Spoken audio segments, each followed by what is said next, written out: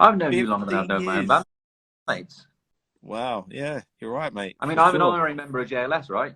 Mate, you were the original fifth member, and that's no When's the lie. You comeback were. tour? It's on, You right? you were the original fifth member. Listen, mate, thank you so much for coming on tonight. No, thank you for having me. I appreciate it. It's all good. We're really excited here, obviously, to play the new record. Tell us all about it. How did this one come about, Lee?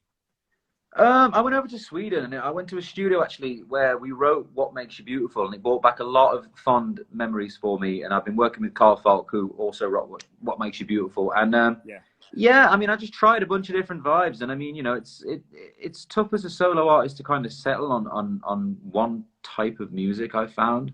I'm sure the boys have found the same as well. But this song, I think, it's the first one that I've written for myself actually, because I really struggle with that. I wrote a lot for the band, but it's different. It's very different writing for yourself.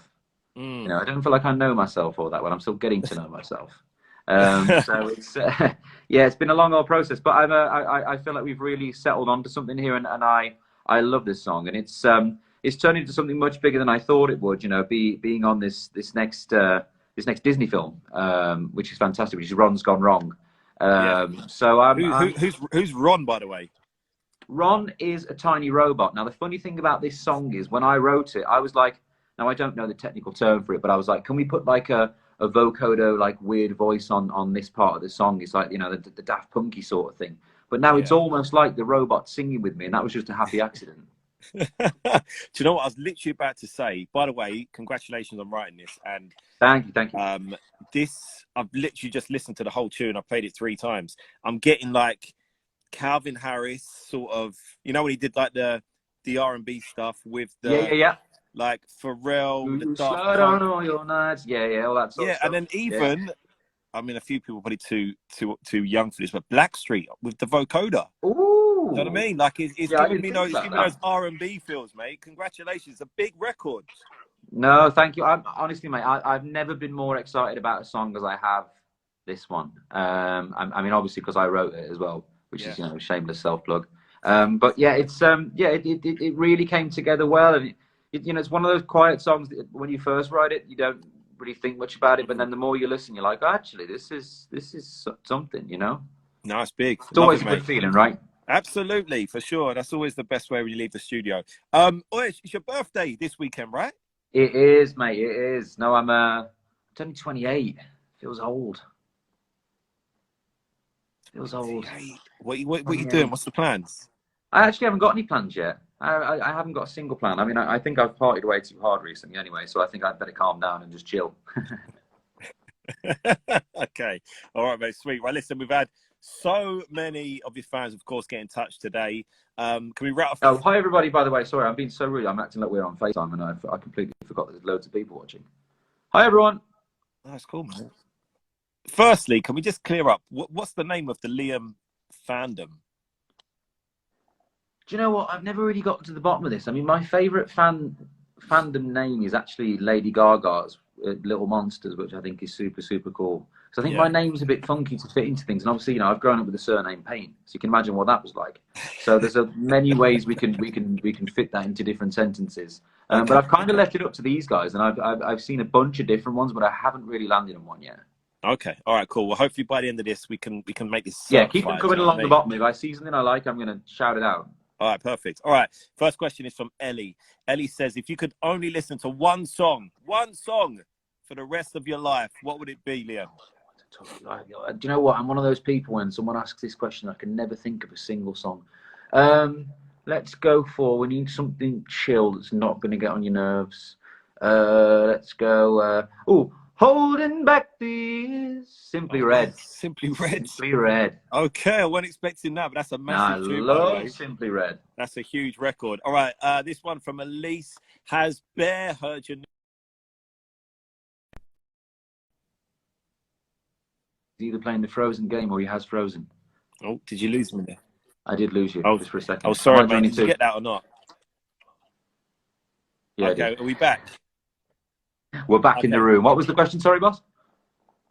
So Elise said, has Bear heard your new song? What does he think of it? Bear is my harshest critic, and he loves it. I mean, he's not really at the age yet where he really understands. I mean, I'm sure you know this as well, where they really understand what's going on. And but you know, he got to see the first view of the music video and whatever else, and he really, really loves it.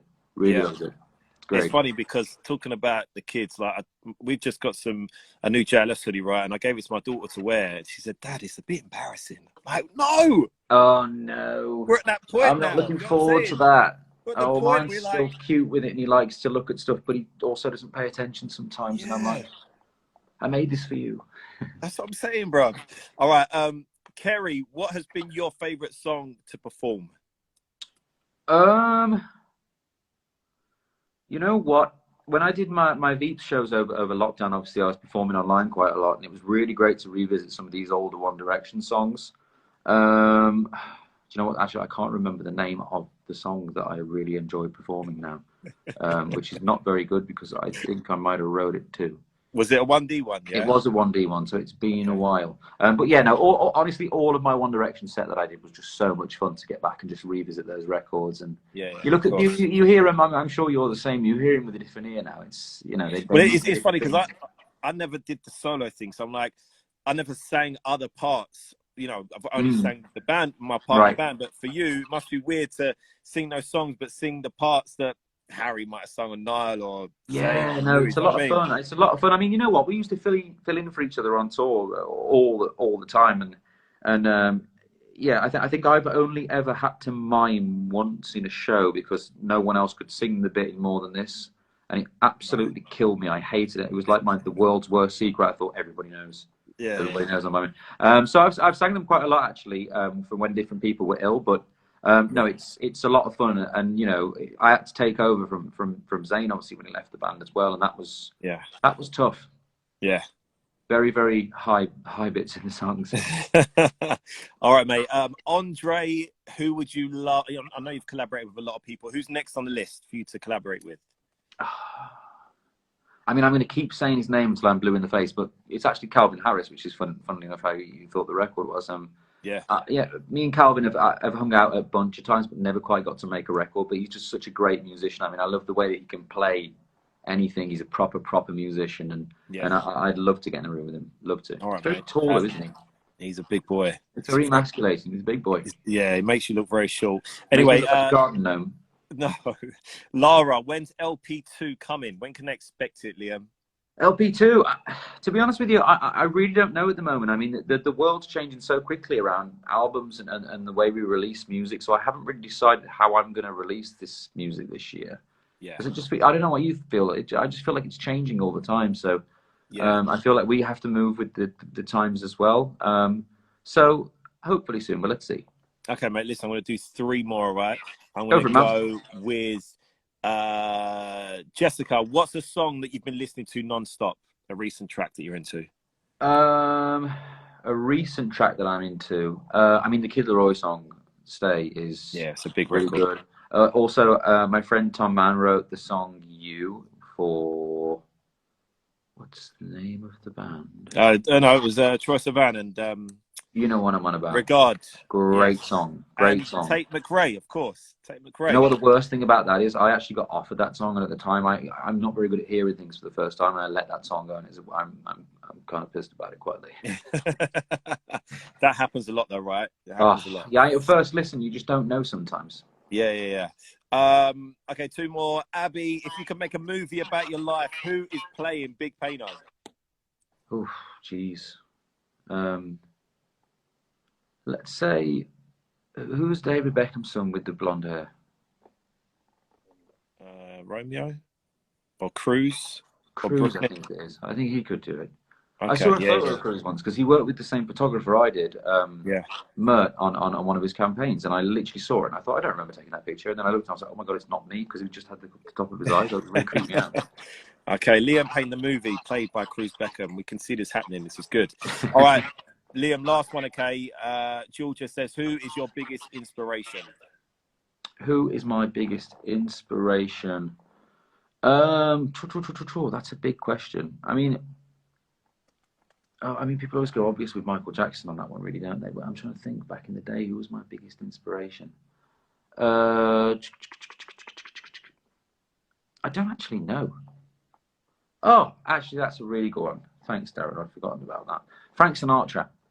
I mean, those boys back in the day, they just went on and did it, and I love that. And you know, he was.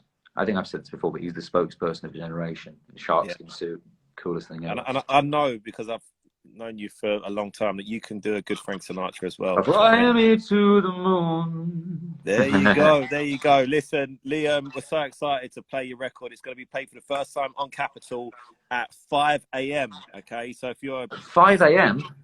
5 a.m. So listen, we're not expecting you to stay up till that time, but if you're a super Liam Payne fan, we are. Make sure you stay up. Make sure you set that alarm, okay? It's going to be played for the first time. And Liam, thank you so much, bro. Mate, give my love to all the boys, and best of luck with the tour and everything going on at the moment. And it was a pleasure to speak to you, mate. Good to see you, mate. Take care. See you soon. Thank you. I hope you enjoy the record. Bye, mate. Bye. All right, so listen, guys, thanks to everyone who was watching tonight. I'm on air from 10 p.m. on Capitol. Make sure you lock into the show for the highlights. And 5 a.m. Liam Payne's brand new song, Sunshine, is going to be on the air. Thank you so much, guys. See you real soon. Take care.